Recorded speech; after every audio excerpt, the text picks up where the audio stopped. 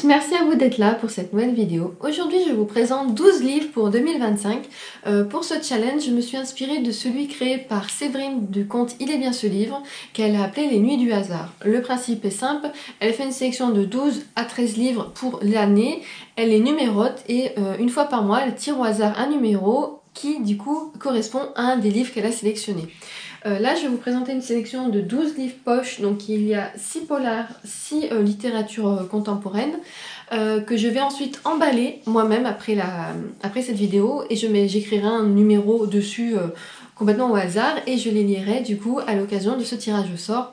Elle fait une soirée spéciale sur Twitch où en fait c'est un read with me, donc c'est un moment où tout le monde lit ensemble autour de cette lecture piochée au hasard, mais moi je participe pas vraiment à ces lives, donc je pense que dès qu'elle annoncera sur Instagram le numéro qui a été tiré au sort, je tirerai moi-même dans ma sélection le livre concerné et je le lirai pour le mois.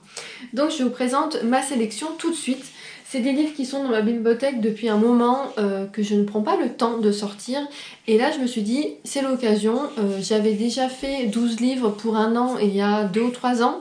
J'avais pas vraiment abouti ça n'avait pas abouti ce challenge, tout simplement parce que c'était pas moi qui avais fait la sélection, c'était mes sœurs. Et là, en fait, j'ai décidé de prendre des livres qui me font envie sur le moment et qui ne sont pas trop épais.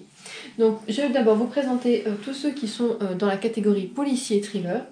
Donc j'ai sélectionné Agatha Christie, le chapitre disparu de Brigitte Kernel aux éditions J'ai lu, qui est un livre que j'avais eu, comme c'est marqué dessus, offert pour l'achat de 2 livres poche pendant une opération qui se fait l'été. Donc je l'ai dans ma pile depuis je pense 2 ans. Il fait 276 pages, c'est écrit assez gros. Donc je me dis que en fait pourquoi prendre des livres pas trop épais, tout simplement pour que je puisse lire assez facilement dans le mois, parce que si je mettais un pavé de 1000 pages, déjà j'allais voir que c'était un pavé et ça risquait de me prendre vraiment tout mon quota de lecture du mois. Et là en fait le but c'était vraiment de sortir ces livres que j'ai depuis un moment et qui n'impactent pas trop mes lectures du mois. Donc ici, comme l'indique le titre, on va suivre Agatha Christie qui a disparu pendant 11 jours. C'est un fait réel, hein, en l'hiver 1926. Agatha Christie disparaît 11 jours. Les médias, les gendarmes, la police sont rameutés. Tout le monde s'inquiète de cette disparition. Et en fait, elle n'a jamais vraiment dit ce qui s'était passé pendant ces 11 jours. Et là, du coup, l'autrice nous propose une explication à sa façon. Et ça a l'air assez intéressant. Moi j'aime beaucoup Agatha Christie, donc je me dis pourquoi pas découvrir le point de vue de Brigitte Kernel sur cette disparition. J'ai ensuite sélectionné Terre Fauve de Patrice Guin aux éditions Le Livre de Poche. C'est un service de presse, donc voilà, ils ont mis le tampon, que j'ai depuis je pense 3-4 ans. Vraiment, je pense bien 3-4 ans, qui est lui aussi assez court et il fait 250 pages. Là, ça se passe aux États-Unis, en Alaska, où en fait un écrivain va être envoyé en Alaska pour rencontrer un alpiniste, car il fait une biographie d'un homme politique et pour les besoins de ce roman, il a besoin d'aller parler avec cet alpiniste. Sauf que lui, il a le coude assez facile à lever, il boit beaucoup et il va lui faire des révélations qui vont mettre clairement les journalistes en danger. Et ça se passe du coup dans le milieu de la nature, donc voilà. Ça a l'air vraiment très bien, donc j'ai mis dans cette sélection. Je vous dis ça, mais c'est le cas pour les 12 en fait, c'est vraiment qu'ils me font tous envie. J'ai également sélectionné Les Polars guérisseurs de Natacha Calestrémé, le Testament des abeilles aux éditions Le Livre de Poche. C'est mon amie Estelle du compte Petite Lectrice qui me l'a offert il y a un petit moment également. Et c'est vrai que j'ai jamais pris le temps de le lire. Là on est sur des enquêtes mais avec une orientation de développement personnel. Et celui-ci est le premier de ceux qu'a écrit l'autrice et il est orienté également sur tout ce qui est écologie et disparition des abeilles. J'ai également sélectionné Opération Napoléon de Arnaldur Indridason aux éditions Point. C'est un livre que j'ai également depuis un petit moment dans ma pile à lire. C'est un livre que j'ai acheté d'occasion. Là on est sur un livre seul, c'est un one-shot, il n'y a pas de série. Parce qu'en fait Arnaldur Indridason fait souvent des sagas et moi j'en ai quelques-uns mais j'ai pas les premiers à chaque fois de ces sagas. Et celui-ci se lit tout seul, donc je me dis pourquoi pas. L'action se déroule du coup en Islande où un avion allemand où un avion avec des agents américains et officiers allemands va s'écraser. Et en fait, dans cette carlingue d'avion, il y a des secrets très importants du XXe siècle. Et quand l'avion reparaît 50 ans plus tard, il menace de faire de nouvelles victimes. Donc voilà, je pense qu'il y a un peu de complot politique. Ça se passe du coup dans le froid. Et voilà, il y en a... non, je pensais que j'en avais mis un autre, mais non. J'avais envie de lire du polar nordique en ce moment, donc j'avais envie de mettre celui-ci. Le 5e livre est un thriller domestique. Il s'agit de Bonne nuit mon ange de Aimé Molloy, aux éditions Pocket. Donc là en fait on va suivre Sam et Annie qui sont mariés depuis très peu de temps, qui quittent New York pour aller vivre dans la petite ville de Chestnut Hill où Sam a grandi du coup, et Sam est thérapeute, et Annie va se rendre compte qu'en fait dans leur maison, là où il y a le cabinet, avec les canalisations, elle peut entendre ce qui se dit. Donc elle entend que telle femme ne trompe son mari, telle autre personne a telle névrose, jusqu'au jour où en fait son mari un jour va disparaître, et elle est en possession de tous ses secrets, et elle se dit que pour elle, sa disparition est liée à l'un de ses secrets. Donc voilà, je l'ai dans ma bibliothèque pareil depuis un moment, j'en ai 2 en livre-poche de cette autrice, et je me dis pourquoi pas le lire pour le sortir un petit peu et découvrir un peu ses écrits. Et le dernier est une autrice que ma plus grande honte, je n'ai pas lu, qui est une référence dans le milieu du polar. Il s'agit de Fred Vargas. Ici on est avec L'homme à l'envers aux éditions J'ai lu. Ce livre se passe dans le Mercantour, on parle réintroduction des loups. Rien que ça, moi déjà, ça m'a conquis. C'est un livre que j'avais acheté également d'occasion. Fred Vargas, pourquoi je dis que c'est une honte que je ne l'ai pas lu? Parce que j'y ai été pendant 5 ans libraire polar, et elle fait vraiment partie des auteurs qu'il faut lire, et elle est aussi une de mes autrices préférées, qui a écrit le livre, mon livre préféré en policier, mon livre parfait, de mon point de vue encore une fois, est Dolores Redondo. Donc le livre dont je parle, c'est La face nord du cœur, et Dolores Redondo est décrite comme la Fred Vargas espagnole. Donc je me dis, moi j'ai adoré son écriture, j'ai envie de retrouver ça avec Fred Vargas, donc voilà, c'est pour ça qu'il est dans cette pile. C'est terminé pour le côté policier, je passe maintenant au côté contemporain.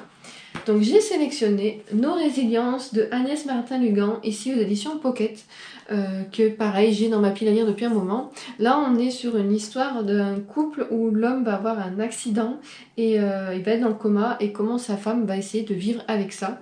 J'avais pas eu des super bons échos dessus, c'est ce qui fait que je ne l'avais pas sorti pour le moment.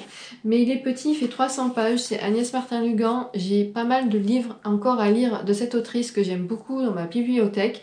Et mon objectif de 2025 est aussi de lire certains de ces auteurs que j'adore, mais dont j'ai beaucoup de livres et que je n'ai pas encore lus. J'ai également sélectionné David Fuenquinos, La famille Martin aux éditions Folio. J'adore aussi David Fuenquinos, je trouve qu'il a une vraie plume, qu'il arrive à aller sur des terrains complètement différents. Il va vous parler histoire avec la Seconde Guerre mondiale avec Charlotte, un livre écrit complètement en vers. Il va après vous parler de harcèlement, de souffrance avec Vers la beauté, que j'avais adoré. À chaque fois il fait des univers différents, et là on va suivre la famille Martin, qui est une famille qu'il a construite de ses observations qu'il a fait dans la rue, et on va découvrir un peu ses secrets de famille et tout, et j'ai très envie de le découvrir.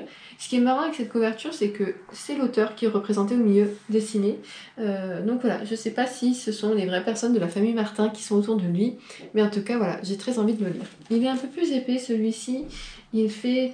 ah non pas du tout, il fait 250 pages, mais on dirait qu'il est un peu plus épais.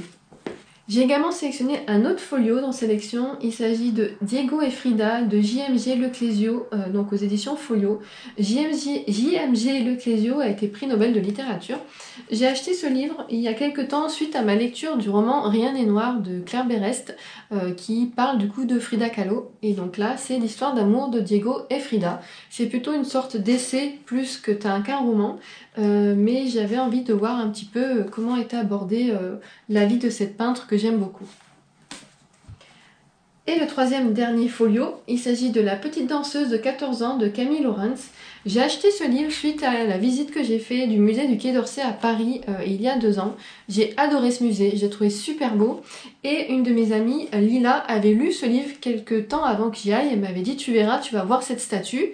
et j'ai le livre qui en parle et je te le conseille. Et en fait du coup j'ai acheté ce livre suite à ça parce que j'ai trouvé la sculpture très belle et surtout que j'avais envie de découvrir un peu son histoire. Il est également très court, il fait 160 pages. Donc voilà, il est assez court, mais au vu des retours que j'ai eu dessus, j'ai vraiment très hâte de le lire. Le 5e livre de cette sélection littérature, il s'agit de Vous aimer de Caroline Bongrand aux éditions Coquette. De mémoire, c'est mon amie Jessica qui me l'a offert. Ça a été un vrai coup de cœur ce livre pour elle. Elle l'avait beaucoup aimé et ça fait un petit moment qu'il est dans ma bibliothèque. Dans ce roman, on suit une femme de 45 ans qui est en couple mais qui n'est pas très heureuse et qui un jour va rencontrer un homme qui va lui dire qu'il la trouve très belle et va débuter entre eux une histoire. Donc au début, c'est une relation amicale qui va, je pense, dévier autrement. Mais voilà, il a l'air vraiment très bien. De ce que m'avait dit mon ami, c'était une très belle écriture. Donc j'ai hâte de le lire. Et là, il est également très petit, très court. Il fait 170 pages. Et le dernier, il s'agit de Anne-Gaëlle Huon, Ce que les étoiles doivent à la nuit, aux éditions Le Livre de Poche. Il me semble que c'est plus ou moins une... voilà, ils mettent que c'est dans la lignée des Demoiselles, qui est un roman que j'ai lu il y a un petit moment, de l'autrice que j'avais adoré parce que ça parlait de ces migrantes espagnols qui venaient se réfugier en France et là on les suivait dans une fabrique d'espadrilles et apparemment ça serait la même famille, du moins des descendants, et là on est plutôt dans le Pays Basque il me semble, dans le milieu de la cuisine. Donc voilà, ça fait un moment qu'il me fait de l'œil, qu'à chaque fois je me dis non, je le lirai plus tard, et là je me dis allez, 2025 c'est l'occasion. Donc voilà pour cette sélection qui me plaît, je suis contente parce qu'en fait ils me font tous très envie de les lire maintenant, donc c'est bon signe.